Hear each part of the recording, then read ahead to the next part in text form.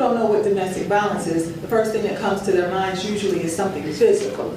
But it's not oftentimes physical. If you're in a relationship where you're being manipulated in some way, or you're being coerced into doing things or behaviors that you're not comfortable with, those are all things that are associated with domestic violence. It does not have to be physical. This is a healthcare issue, and that's sort of what the nation is looking towards, I think, as trying to move this forward of how can we address it effectively, is that so many people, women and men, will see a healthcare provider but may not access services. People don't always recognize that what they're experiencing is maybe what we would call intimate partner violence or domestic violence. That's just life as they live it.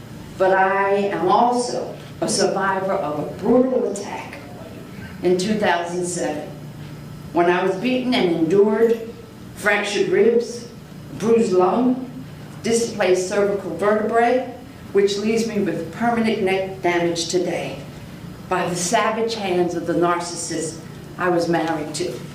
A lot of the assumptions that women that experience domestic violence are poor or of low income or are drug addicts or loser magnets, or they even, people go as far as even they deserve it. And in reality, it can happen to anyone. Too often, we deny our little voice, and we must be careful, one, not to blame the victim, because you said, well, you don't know you're being abused. If it hurts, that's a form of abuse. Thank God that somewhere in me, your hope and your support system has helped me regain my life, and it is a struggle every day. I thought it was a really interesting and actually a really important panel.